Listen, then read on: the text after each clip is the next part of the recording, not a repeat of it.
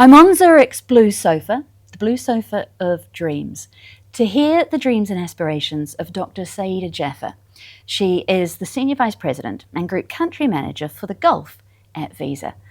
Dr Saeeda, it's lovely to see you again. Lovely being here. Thank you for having me. And since this is the sofa that people discuss their dreams on, I'm going to start by asking you what you wanted to be when you were a child growing up here in the UAE. Oh boy.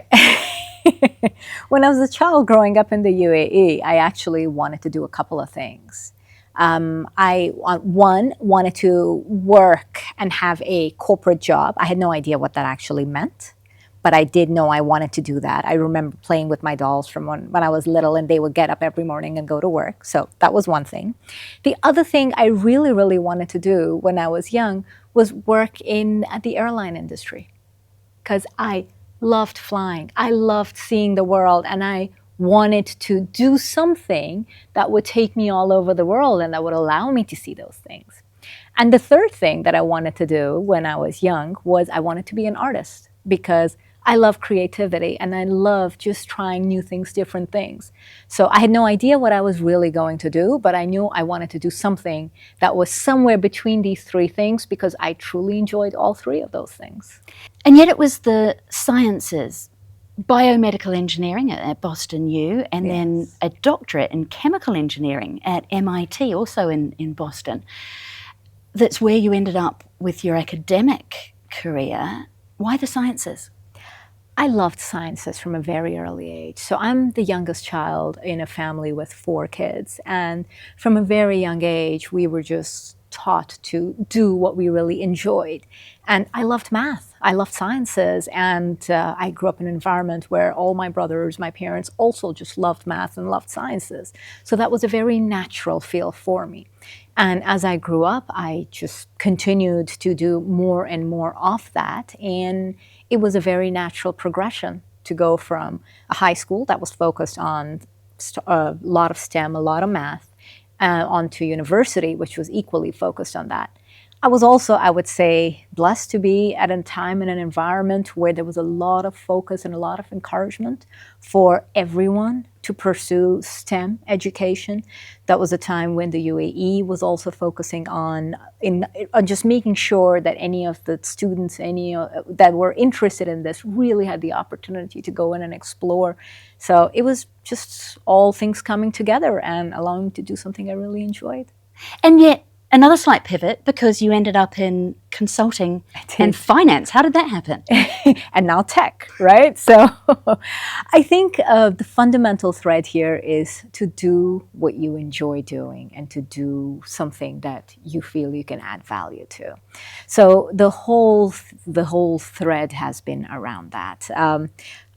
From an education and engineering, the progression to consulting was actually much more natural than you would think, because a very large part of folks that left with a PhD, about a third of us, didn't go into academics. We went into what we called advanced professional careers, such as consulting or finance. So from a very early age, we were almost trained to think that there are many options. Academia is one of them, but there are others. So when it was time for me, I went around and, like a good, thorough student, I looked at all my options, and the one that resonated the most with me was consulting. So I did that, and I did that for many years. And in consulting, I had the opportunity to look at multiple different industries. And of all the industries that I looked at, finance was the one that was the most interesting. So I did that for almost 15 years. And you know, when you're in that world and the world's largest payment technology company comes a knocking, it's a phenomenal place, and that what took me from there to here. How important has mentorship been in all of this? Who's been encouraging your career dreams along the way? Mentorship has been an incredibly important part and a very, very ingrained component of, frankly, where I've ended up today. I don't think anyone gets to where they are entirely on their own. There are always people along the way. So if I look back all the way, probably my mom would be my very first mentor. And I remember very vividly to this day saying, you know, Saeeda, it doesn't matter what is or isn't. No, ever let anyone say you can't do something because you're a girl, right? When I was very young. And that just always struck with me. And I think over the years, there have been many other people who have been incredible mentors to me, who have taken time out of their very busy lives because they believed in me. They encouraged me. They helped me. They guided me. My family, my friends, and even people I've worked with, people I haven't worked with, but who've just been there. So mentorship is an incredibly powerful thing. And I think not only is it in all our interests to work with incredible mentors, but also as and when the time is right for us to be mentors, because each and every one of us has so much to give.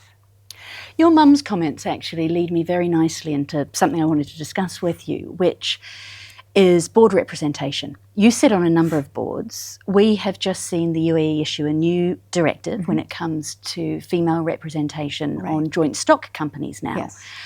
In your experience, what is it that helps women to take the leap onto board seats, and what else needs to happen for us to get more of them? Sure. So I think if we maybe just take a step back, right? I think a board that is diverse tends to be a better board, right? Each and every one of us, again, have strengths, but we also have blind spots.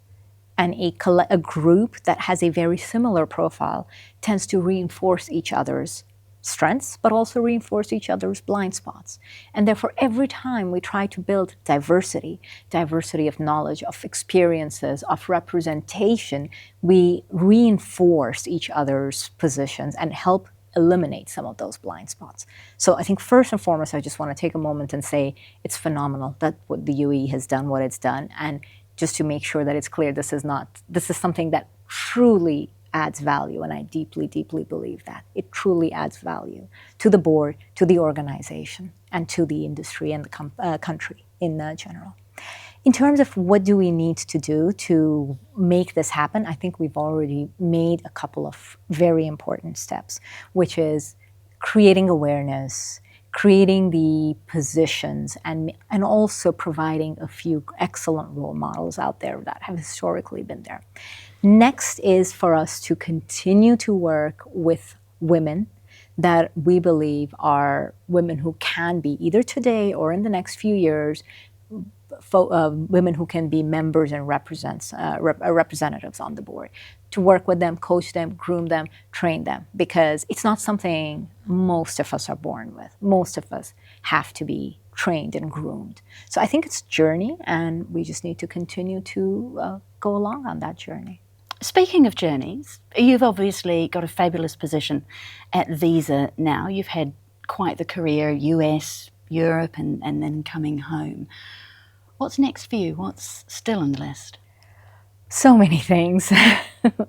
Look, I think we live in an incredible world, and every single day is different than what yesterday was. There's still many, many things I want to do, both professionally as well as personally. I'm in a very blessed and privileged position where I have, as you said, been able to see a lot, do a lot. I would like to make sure I give back a lot as well, and help make others' dreams, others' journeys just a little bit easier and more attainable. So I think that's probably the most important thing at this point. Fascinating, because we're here, discussing dreams on the sofa. Yeah. What could that look like? Not for profits, teaching?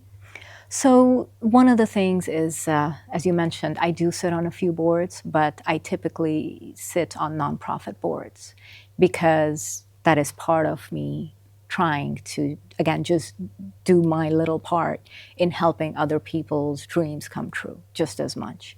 So I think that's one component. A lot more that we're thinking about, that we're working on, and hopefully a lot more to come. Dr. Saeeda, thank you very much for your time this morning, Saeeda Jaffar. We appreciate you joining us and sharing so much of yourself with us. Thank you. Pleasure being here.